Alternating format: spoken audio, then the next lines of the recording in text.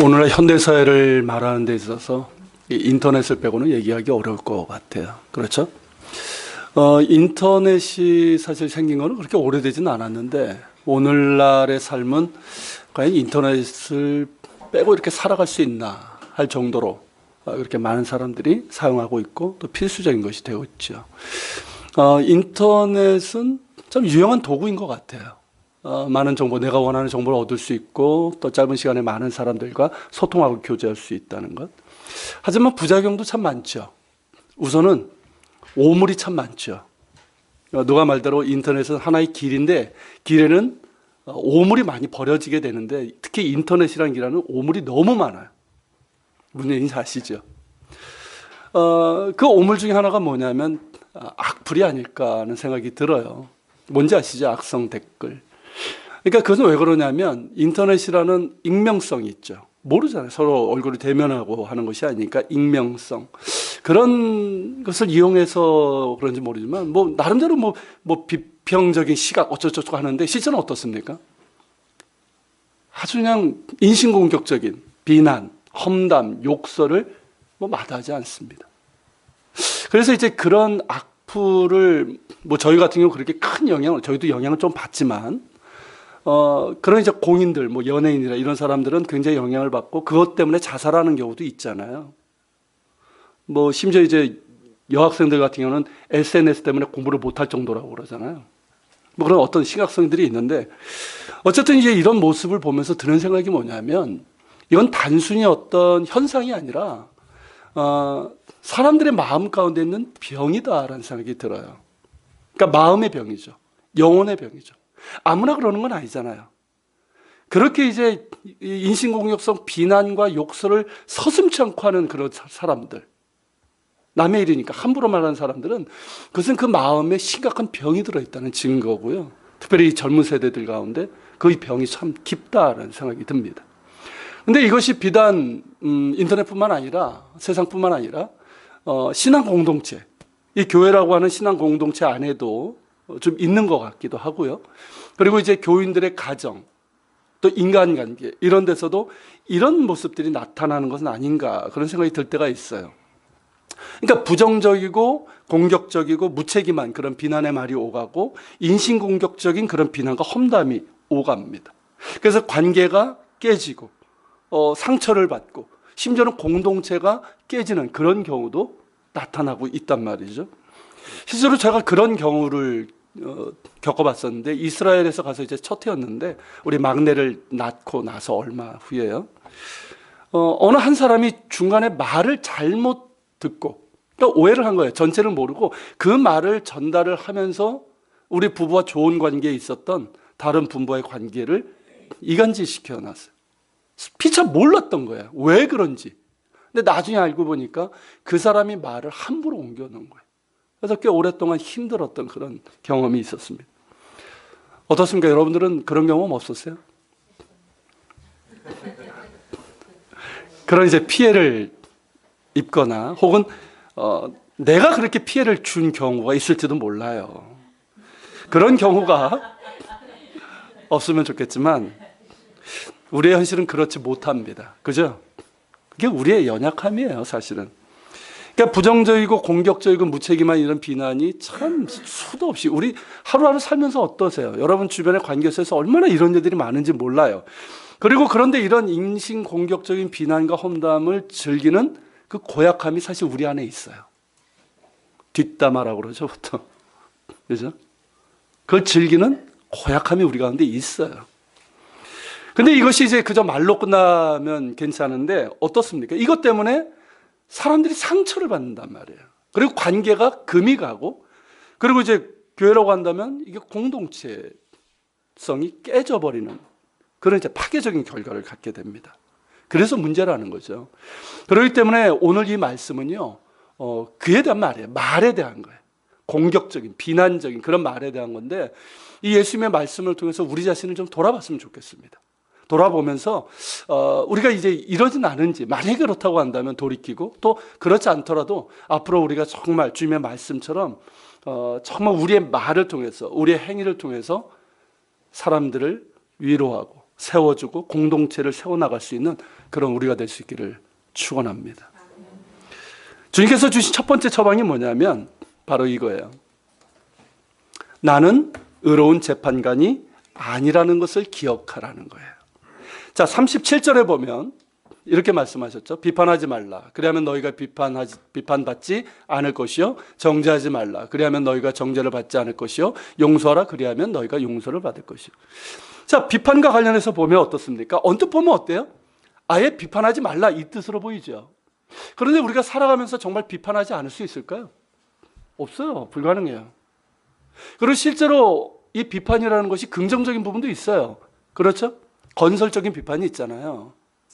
그 비판을 통해서 좀 개선이 되고 더 발전하는 그런 측면이 있단 말이죠. 그리고 어떤 경우에 정말 비판이 필요한 때도 있단 말이에요. 그렇다면 예수님의 말씀은 어떤 의미일까요? 예수님의 말씀은 뭐냐면 비판을 아예 금지하신 게 아니에요. 우리 성경에는 그냥 이제 비판이라고 되어 있지만 원문의 의미를 살펴보면 뭐냐? 심판이에요. 즉 재판을 얘기하는 거예요. 그러니까 쉽게 얘기하면 뭡니까? 내가 재판관이 되는 것을 얘기하는 거예요.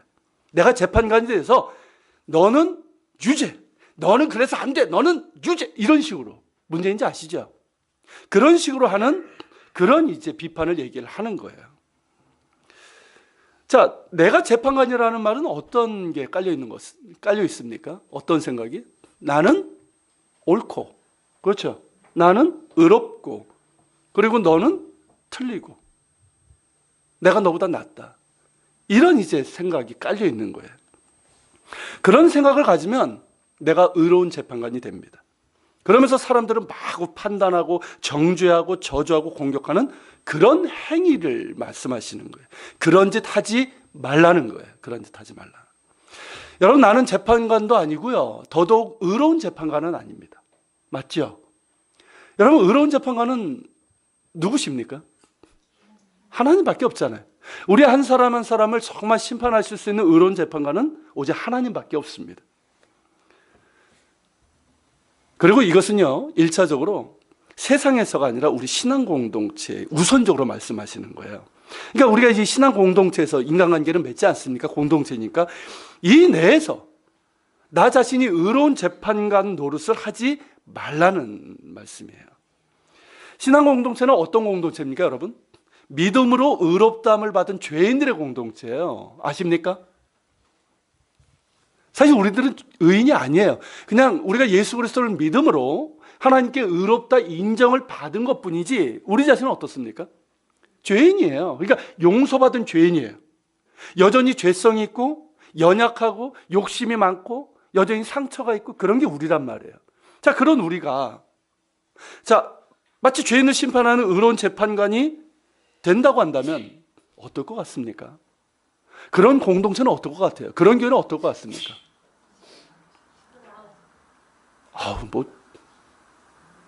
그런 교회 혹시 다녀보셨는지 모르겠어요. 아마 숨이 턱턱 막힐 것 같아요. 그렇죠? 만약에 우리가 그렇다고 한다면 그것은 하나님의 자리를 대신하는 죄라고도 할 수 있는 거예요. 자, 38절 하반절에서 예수님께서 이렇게 말씀하셨어요. 자, 너희가 헤아리는 그 헤아림으로 너희도 헤아림을 도로 받을 것이니라. 무슨 뜻입니까?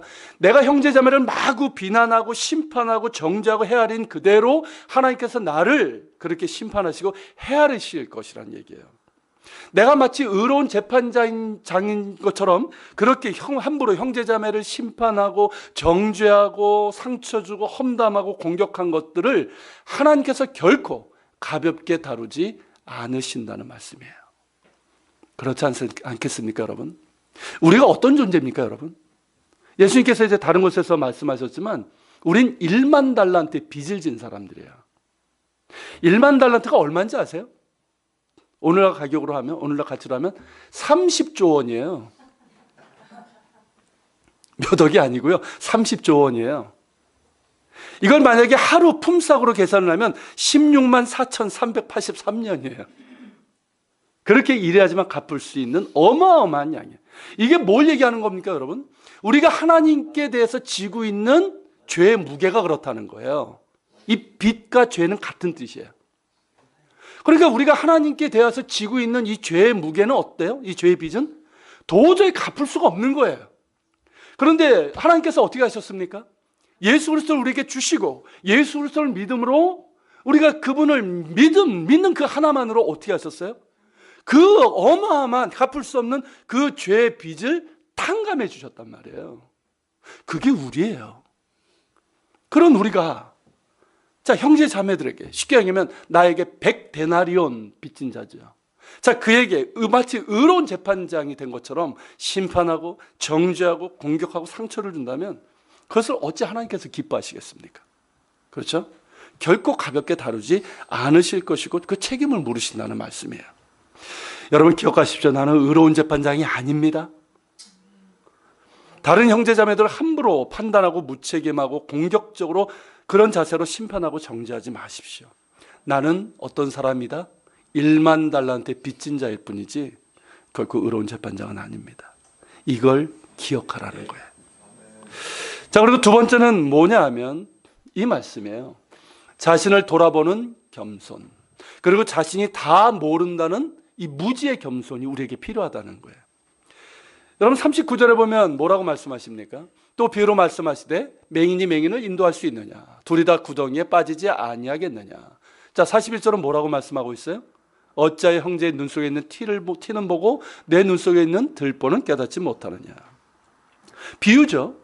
자, 예수님께서 마치 자기가 의로운 재판자인 것처럼 함부로 형제자매를 판단하고 정죄하고 험담하고 그런 사람들을 뭐에 비유하셨습니까? 맹인이 맹인을 인도하는 거죠. 자기가 맹인인데 딴 사람은 어떻게 인도해요, 맹인을? 그거하고 똑같다는 거예요. 또 하나는 뭡니까? 자기 눈 속에는 뭐가 있는데? 들보가 있는데 형제의 눈 속에 있는 그 눈티를 빼겠다고 하는 것과 똑같다. 그렇게 비유로 말씀하고 있는 거예요. 여러분 이 말씀은 무슨 뜻인지 이해가 되시죠? 자, 남의 잘못을, 남의 어떤 허물을 얘기하기 전에, 비판하기 전에 누구를 먼저, 그죠? 너 자신을 돌아보라는 거예요. 자신을 살펴보라는 거죠. 그러니까 다른 사람의 실수나 허물을 보았을 때 그것을 가지고 심판하고 공격하기 전에 자신을 돌아보라는 거예요. 나도 그런 실수를 했었는지, 그리고 그런 실수를 지금 하고 있는 것은 아닌지 먼저 돌아보라는 거예요. 자, 그리고 42절을 보겠습니다. 같이 읽을까요? 너는 내 눈 속에 있는 들보를 보지 못하면서 어찌하여 형제에게 말하기를 형제여 나로 내 눈 속에 있는 티를 내 눈 속에서 들보를 빼라. 그 외야 내가 밝히 보고 형제의 눈 속에 있는 티를 빼리라. 자, 이 말씀은요. 자, 예수님의 직업을 생각하면 더 이해가 쉬워요.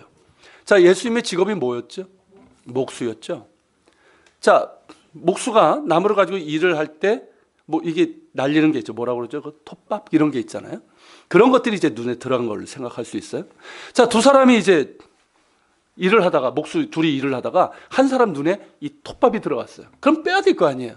근데 빼줘야 되는 상대방의 눈 속에 뭐가 있다? 들보가 있다. 이 들보는 뭘까요? 우리 성에 이제 대들보 그런 의미로 얘기했는데 그 유대인들이 집을 지을 때 쓰는 나무 기둥을 얘기하는 거예요. 한 이 정도 되는 기둥이에요. 이 기둥이 눈 속에 있다. 이건 비유죠. 실제로 들어갔다는 게 아니고. 이게 무슨 뜻입니까? 그 눈이 가려져서 못 본다는 뜻이에요. 가려져 있다는 거죠. 그죠? 뭘로 가려져 있다는 겁니까? 비유니까. 자신의 죄와 허물과 거짓과 위선이라는 들보. 그 들보로 눈이 가려져 있다는 거예요. 그러니까 가려져 있으면 뭘 볼까요? 뭘 볼 수 있을까요?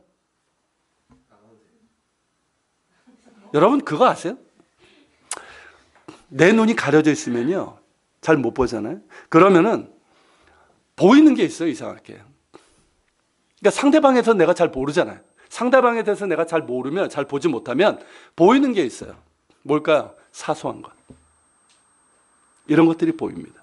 그런 것들이 보여요. 상대방의 실수, 상대방의 잘못, 상대방의 결점. 이런 것들이 지금 당장 눈에 보입니다. 그러니까 어때요? 당장 눈에 보이니까 그것만 보여. 그러니까 어때요? 못마땅하고 도무지 마음에 들지 않는 거예요. 그러니까 어떻게 됩니까? 그것 가지고 안달을 하는 거죠. 그 톱밥 눈에서 빼야 돼요. 빼야 돼. 당장 눈에 보이는 것만 가지고 판단하고 비난하고 정죄하고 공격하게 됩니다. 그런데 반대로 상대방에 대해서 내가 보는 게 많아지면, 많은 걸 알게 되면 지금 당장 보이는 그것이 그렇게 크게 안 보이게 돼요. 무슨 말인지 이해가 되시는지 모르겠어요. 보이긴 하지만요, 안 보이는 건 아니에요. 보이긴 하지만 그게 그렇게 큰 문제가 되지 않아요. 이해가 될 수 있고 납득이 될 수 있는 거예요. 제가 이제 그런 경험을 했는데, 이스라엘에서 이제 제가 요박교회 목회를 하기 전에 성지 순례 안내를 좀 했었어요. 이 순례객들의 이제 이 가방을 이제 버스에 이제 내리고 실어주는 그 일인데, 원래 이제 호텔 벨보이들이 하는 거예요. 근데 이제 그러고 이제 팁을 주죠. 근데 한국 순례객들은 이 팁 문화가 약해요. 나이가 드실수록 그래요. 그러니까 어떻습니까? 본인이 직접 하시려고 그래요. 특히 권사님 이런 나이 드신 분들이 직접 하려고 그래요. 그러면 우리가 어떻습니까? 저 같은 사람이 가만히 있을 수가 없죠. 그러니까 옆에서 도와드리고, 그게 또 섬김이라고 생각하고 그렇게 해요. 그리고 이제 저와 함께하는 이제 그 아랍인 기사들도 이렇게 같이 도와줍니다. 근데 한 친구가 있었는데, 이 친구하고 몇 번을 일을 했는데, 이 친구는 도무지 일을 하지 않는 거예요. 체격은 저보다 커요. 이래요. 힘은 좋게 생겼는데 맨날 이게 버스에서 내려가지고 담배 하나 딱 물고 제가 하는 것만 보고 있어요. 그러다가 제가 한번 좀 얘기를 했어요. 그때 이제 사람이 많았는데, 야, 좀 도와주지 왜 이러고 있냐. 이렇게 도와줘도 뭐 팁이 별로 없어서 그러냐. 한국들이 그래도 팁은 별로 없거든요, 사실.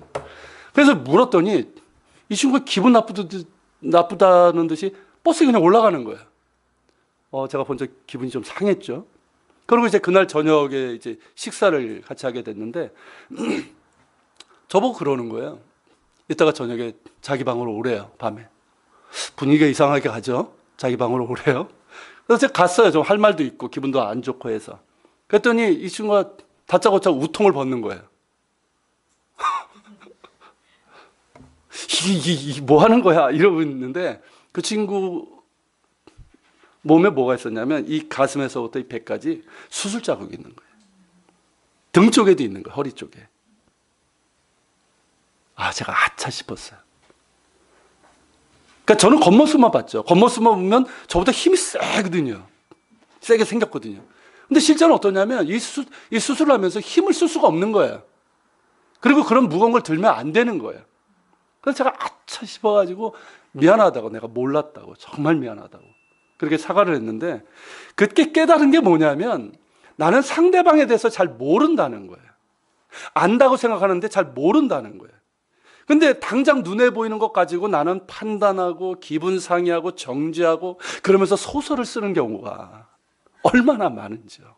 그렇지 않습니까? 하지만 상대방에 대해서 내가 많이 보게 되면, 많이 알게 되면 이해가 되죠. 물론 다 이해되는 건 아니에요. 알아도 이해 안 되는 건 있어요. 하지만 어떻습니까? 많은 경우 이해할 수 있고 용납할 수 있고 납득이 될 수 있는 거예요. 그 이후로 저는 한 번 더 생각하려는 노력을 하고 있어요. 한 번 더. 그러니까 뭘 얘기하기 전에, 판단하기 전에 뭔가 이유가 있겠지 하는 생각을 하면서 성급히 판단하는 것을 제가 자제를 합니다. 그리고 상대방의 입장에서 더 한 번 생각해보고 한 번 더 기다려주는 그런 이제 태도를 갖게 됐어요. 여러분 기억하십시오. 나는 상대방에 대해서 잘 모릅니다. 몰라요. 가까운 사이도 마찬가지예요. 뭐 다 아는 것 같죠? 몰라요. 그리고 다 모르고요. 다 본 것도 아니에요. 특히 직접 보지도 않고 직접 듣지 않은 거 가지고 흥분하거나 판단하지 않길 바랍니다. 여러분 그런 경우 많죠? 내가 직접 본 것도 아니고 들은 것도 아닌데 남이 한 얘기 가지고 흥분할 때 있죠? 자제하세요. 자제하십시오. 그리고 그런 말 함부로 옮기는 것도 정말 조심하세요. 사실 보세요. 많은 경우 실수가 그렇게 해서 나오는 거예요. 남의 말만 듣고, 내가 보지 않았는데 그 말만 듣고 얘기하다가 이게 뭐 싸움이 커지거나 관계가 틀어지거나 그 실수를 하게 되는 거거든요. 여러분 비판하기 전에 먼저 누구를 돌아보라? 자신을 돌아보라. 그리고 나는 상대방에 대해서 잘 모른다. 아멘. 그 무지의 겸손이 필요하다는 거예요. 아멘. 그리고 여러분 형제자매를 이 심판하는 뿌리, 그냥 단순히 그냥 뭐라고 하는 게 아니고 재판관이 돼서 심판하는 거 있잖아요. 이 뿌리는 교만이에요. 그렇지 않습니까? 내가 너보다 옳다는 거잖아요. 내가 너보다 낫고 내가 너보다 의롭다는 거예요. 너보다 우월하는 거죠. 그 뿌리는 뭡니까? 교만이에요. 그리고 반대로 생각하면 나보다 나은 네가 싫다는 거예요. 그렇죠? 나보다 똑똑한 네가 싫고 더 가진 거 낫고 나보다 더 옳은 말 하는 네가 싫다는 거예요. 이게 비교의식이고 열등감인데 이것도 사실 어떻습니까? 교만의 다른 모습이에요. 그러니까 예수님께서는 지금 우리 안에 있는 이 깊게 뿌리 잡혀 있는 이 교만을 말씀하시는 거예요. 그것이 우월감이든 열등감이든 비교의식이든 그 뿌리는 교만입니다. 이는 뭘 의미하냐면 그 마음이 건강하지 못하다는 증거예요. 아십니까 여러분? 그 영혼에 병이 있다는 증거예요. 그 영혼이 건강한 사람, 자존감이 건강한 사람은 이렇지 않습니다. 자기 우월감이나 자기 열등감에 사로잡혀서 함부로 남을 판단하고 비난하고 공격하고 정죄하지 않습니다. 만일 누군가에 대해서 별다른 이유 없이 막 무시하거나 질투하거나 판단하거나 험담한다거나 공격을 한다면 그 영혼에 병이 들어있다는 증거라고 할 수 있어요. 여러분 생각해 보세요. 왜 무시합니까? 내가 왜 상대방을 왜 무시해요? 여러분 하나님께서는 한 영혼이 뭐보다 크다고 하셨습니까? 온 천하보다 크다고 하셨는데 그렇게 소중하게 여기는 영혼을 내가 누구기에 무시합니까? 그리고 왜 비교하고 불평하고 질투하고 험담하고 왜 화가 납니까? 그건 다른 것 아니에요. 지금 내 영혼에 병이 있다는 증거예요. 부인하고 싶겠지만 내 안에 병이 있고 아직도 그 병이 치유되지 않았다는 증거입니다. 그래서 주의 은혜가 필요한 거예요.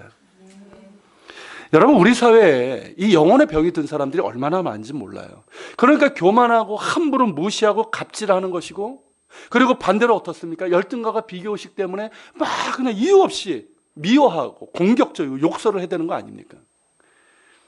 만약 우리가 형제자매에 대해서 그런 마음이 들고 그런 경험이 있던가 혹은 지금 그런 상태에 있다고 한다면 그것은 내 안에 그 병이 아직 있다는 증거예요. 이것을 우리가 깨달아야 됩니다. 이것을 내가 깨닫고 인정할 줄 알아야 돼요. 내가 인정할 때 나는 어떻게 될까요? 의로운 재판장의 자리가 아니라 그 자리에서 내려와서 하나님 앞에 무릎 꿇게 되는 거예요. 죄인으로서 하나님의 용서와 은혜가 필요한 그 죄인으로서 하나님 앞에 무릎을 꿇을 수 있게 되는 겁니다. 그런 우리가 될 수 있길 바랍니다. 그리고 세 번째 말씀은 이거예요. 관계가 우선이고 공동체가 우선이라는 것을 기억하라. 이겁니다. 여러분 이 말씀은 개인에게 하시는 말씀이 아니에요. 여러분 41절 42절 여러분 내 형제에게 이 말씀 하시잖아요. 그러니까 신앙 공동체에 대해서 하시는 말씀이에요. 여러분 교회는 어떤 공동체입니까? 예수님이 주인 되시는 신앙 공동체죠. 예수님의 뜻은 뭐냐면 하나님의 용서와 사랑을 받은 우리가 서로가 이제 아직도 연약하지만 서로를 그 사랑으로 용납하고 이해하고 격려하고 사랑하고 섬기면서 주님이 주인 되시는 사랑과 믿음의 공동체를 세워가는 거예요. 할렐루야. 이게 주님께서 우리에게 원하시는 뜻이에요. 그런데 이런 주님의 뜻을 깨트리는 것 중에 하나가 뭡니까? 형제자매를 함부로 판단하고 정죄하고 험담하고 공격하는 이 행위라는 거예요. 내 눈 속에 있는 들보는 보지 못한 채로 형제자매 눈에 티를 빼려고 하는 이 태도예요. 이것을 경계하라는 것입니다. 여러분 관계는 말로 시작합니다. 그렇죠? 말을 나눔으로 관계가 시작되고요. 발전하고 성숙하게 됩니다. 동시에 말로 인해서 관계가 금이 가고 상처받고 파괴되고 맙니다. 그만큼 말의 중요성은 큰 거예요. 그런데 우리는 말에 있어서 성숙한 사람들이 못 된다는 거죠. 이것부터 우리가 인정해야 돼요. 그렇죠? 우린 말에 있어서 성숙한 사람들이 못 됩니다. 그래서 자주 실수를 하고 말로 상처를 주기도 합니다. 그런데 그 상태에 머물러 있어서는 안 된다는 거예요. 그 상태. 말에서도 거듭나야 돼요. 그렇죠? 거듭남이라는 것이 단순히 내 안에서 그냥 일어나는 것이 아니라 내 겉으로도 나타나는 게 거듭남이죠. 말도 거듭나야 돼요. 생각도 변화돼야 되고 성숙해져야 됩니다. 그런데 이것은 하루아침에 되는 건 아니에요. 계속해서 끊임없이 주의하고 노력해야 됩니다. 여러분 노력한다고 했을 때는 비판보다는 격려의 말을 많이 하시길 바랍니다. 때로는 비판도 필요하지만 격려의 말을 많이 하세요. 그리고 근거 없는 어떤 판단, 정죄하는 말을 하지 마십시오. 남을 깎아내리거나 무시하는 말은 절대 하지 마십시오. 그리고 험담을 하지도 마시고 듣지도 마세요. 특히 제3자가 하는 말을 듣고 판단하는 일은 주의해야 됩니다. 삼가하는 게 좋아요. 그리고 가장 중요한 것은 이거예요. 사람이 아닌 문제에 초점을 맞추라는 거예요. 우리 대부분의 잘못된 태도는 뭐냐면 어떤 문제가 생겼을 때 문제보다 뭐에 초점을 맞춥니까? 사람에 초점을 맞추잖아요. 이 문제를 얘기하는데 너는 왜 그 모양이야? 이렇게 나가잖아요.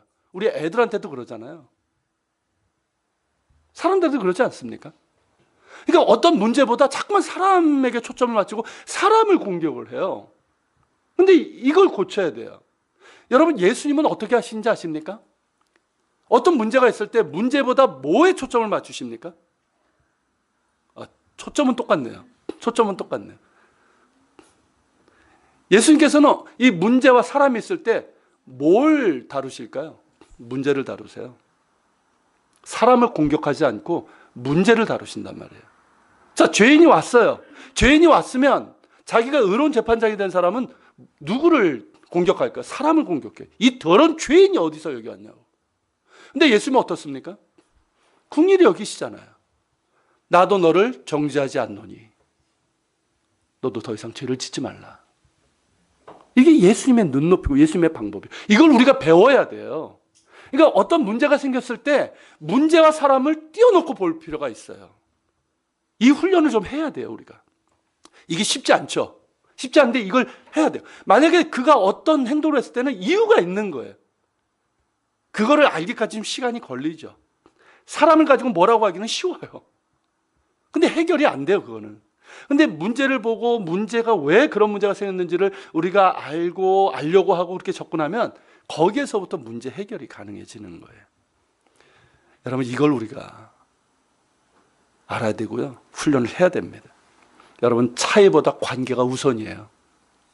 차이는 있어요. 그렇죠? 가정에도 차이가 있고 쌍둥이도 차이가 있다는데 우리 교회 공동체에서 차이가 왜 없습니까? 차이는 있어요. 근데 차이보다 관계가 우선입니다. 문제는 어디든 있어요. 사람들이 살아가는 곳은 어디든 문제가 있어요. 그러나 문제보다 공동체가 우선이라는 거예요. 이것이 예수님께서 우리에게 가르쳐 주시는 거예요. 여러분, 예수님께서 우리의 차이를 아십니다. 우리의 문제도 아시고 우리가 서로 다르고 많은 문제와 모순을 갖고 있는 우리를 한 공동체로 부르신 거 아니에요. 우리를 모르고 부르신 게 아니에요. 우리가 성인군자에서 부르신 게 아니란 말이에요. 많은 차이가 있고 문제가 있는데도 우리를 한 공동체 부르신 이유는 뭘까요? 그 가운데서 하나님의 사랑 가운데서 주님의 말씀 가운데서 서로를 용납하고 이해하고 사랑하며 섬기는 법을 훈련하라는 것이고요. 그런 가운데 주님께서 원하시는 공동체를 이루어 가라는 거예요. 교회에서도 가정에서도. 여러분, 관계가 우선이고 공동체가 우선입니다. 만약에 다르다고, 예를 들면 부부가 다르다고 이혼한다고 하면 여러분, 같이 살 수 있는 부부가 있을까요? 다르다는 것으로 우리 가정이 막 그렇잖아요.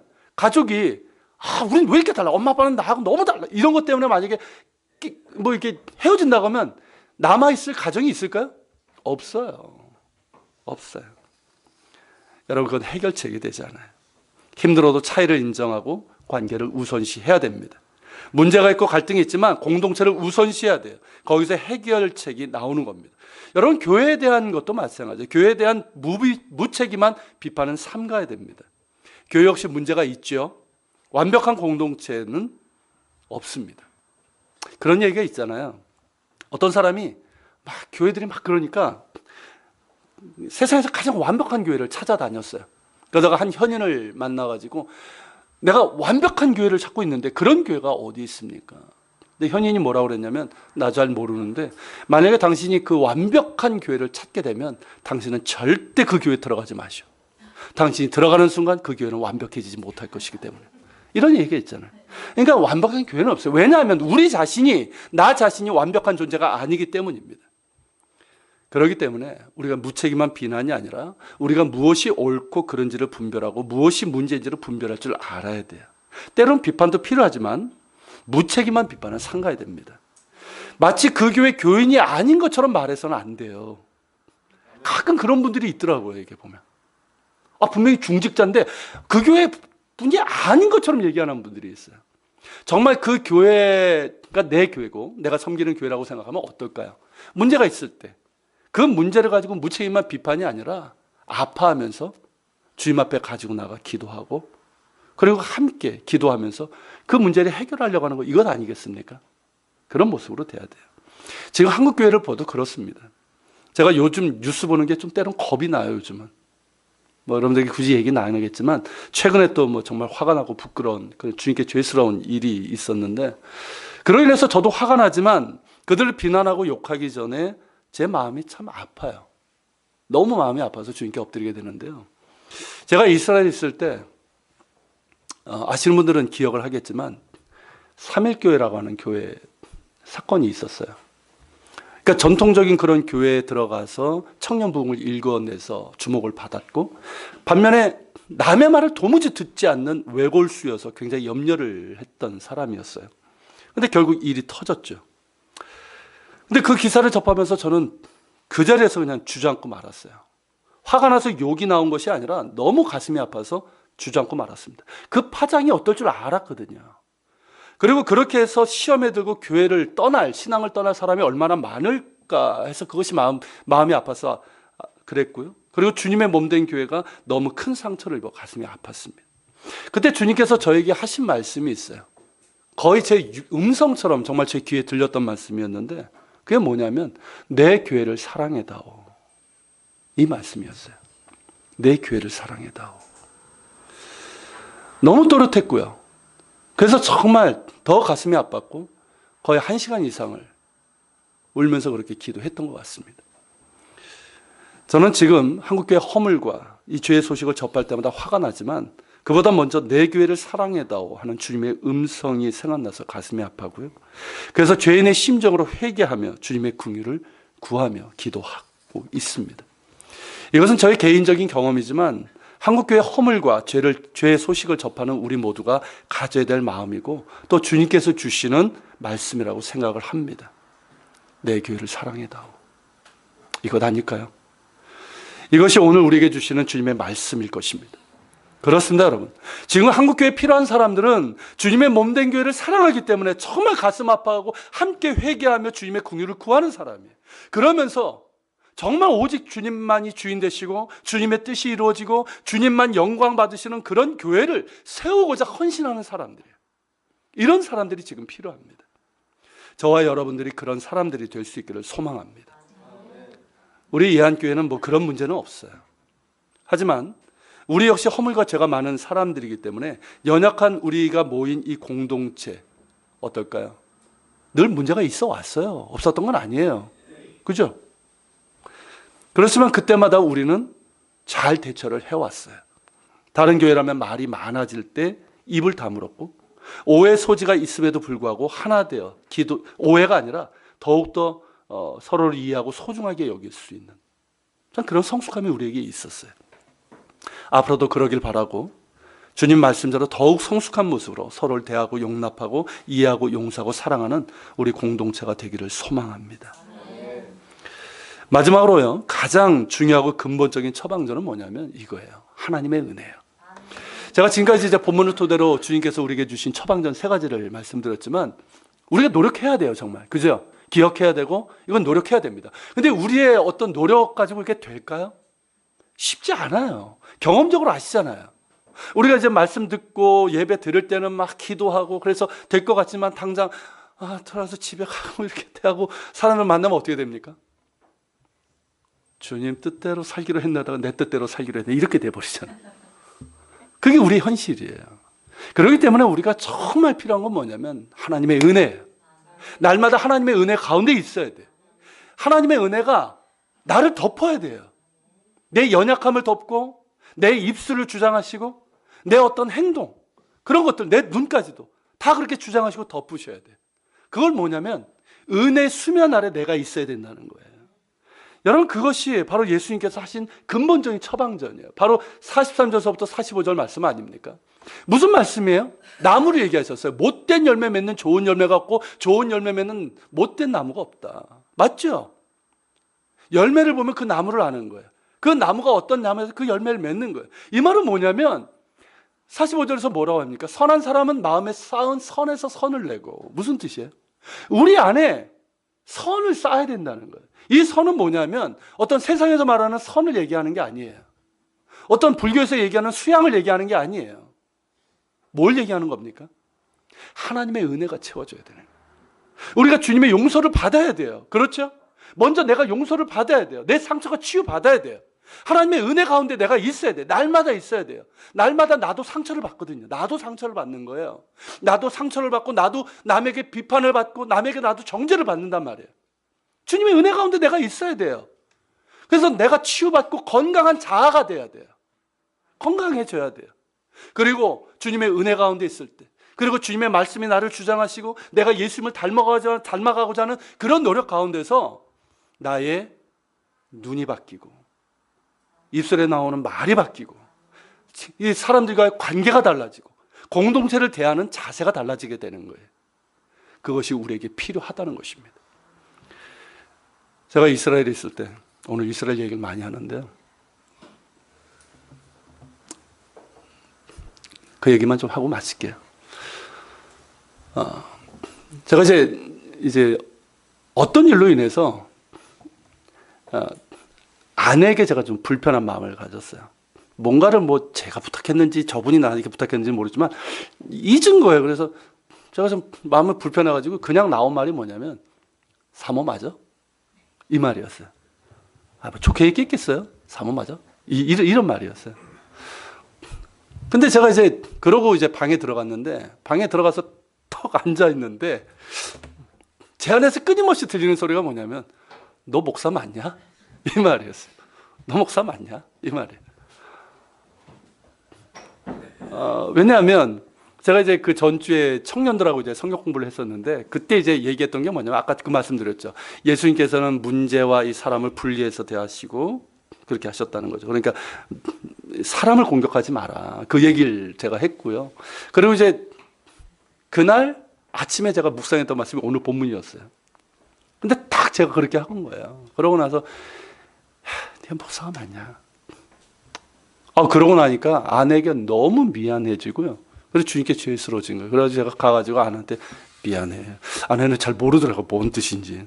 제가 미안해. 그러고 얘기를 하고 주님께 회개 기도를 했는데, 그런 회개 기도를 드렸어요. 주님, 제가 아직도 이렇게 멀었습니다. 아직도 멀었습니다. 그러니까 맞아요, 멀었어. 그러니까 목사라는 타이틀은 있는데 아직도 멀었습니다. 그러니 주님 도와주십시오. 이 기도를 하게 돼요. 그렇지 않습니까? 우리가 그래요. 뭐 이렇게 된 것 같은데, 뭐 좀 나아진 것 같은데, 어디 돌아보면 어떻습니까? 아직도 가만히 멀었어요. 왜 이런지 모르겠어요. 근데 여러분, 우리의 태도는 뭐냐면 절망이 아니에요. 나에 대해서 어떤 절망하고 나는 왜 이렇게 못났지, 이게 아니라 나를 사랑하신 주님께 나가는 거예요. 주님께서 내 모습 이대로 그대로 받아주셨잖아요. 3번 부인하는 베드로한테 찾아가셨잖아요. 주님께 나아가면 되는 거예요. 나아가서 주님 바라보고 주님 도우심을 구하고 주님의 은혜 가운데 있으면 되는 거예요. 그래서 주님의 은혜가 나를 주장하시면 되는 거예요. 내가 주님의 은혜 수면 아래에 있으면 되는 거예요. 수면 위로 올라가니까 자꾸만 옛사람의 나의 모습이 나니까 자꾸 그런 말들이 나오고 예전에 했던 그런 모습들이 나타나는 거 아닙니까? 은혜 수면 아래 내가 있으면 되는 거예요. 하나님의 은혜가 나를 고치는 거예요. 나를 변화시키는 거예요. 하나님의 은혜가 나를 성숙하게 만드는 거예요. 나를 좋은 나무 되게 만드는 거예요. 나는 원래 좋은 나무가 아니에요. 아시잖아요. 좋은 나무로 만들어 주시는 거예요. 가장 좋은 나무이신 예수님께 붙어 있을 때 우린 좋은 열매를 맺을 수가 있습니다. 그럼 우리가 될 수 있기를 소망합니다. 우리 같이 기도합시다. 오늘 말씀을 기억하면서 같이 기도합시다. 주님, 오늘 단순히 비난하는 말뿐만 아니라 우리 공동체에서, 가정에서, 공동체에서, 사람들과의 관계에서 우리가 어떻게 해야 되는지를 말씀해 주셨습니다. 주님, 우리의 연약함이 있습니다. 주님께서 말씀하신 처방전도 기억하게 도와주시고, 무엇보다 하나님의 은혜가 필요합니다. 날마다 은혜 가운데 있게 해 주옵소서. 정말 날마다 말씀 가운데 있게 하시고 기도 가운데 있게 해주시고 주님을 닮아감 있게 해주시고, 그런 가운데 주의 은혜가 나를 주장하고 은혜 수면 아래 있게 하여 주옵소서. 우리 같이 기도하며 주님 앞에 나가겠습니다.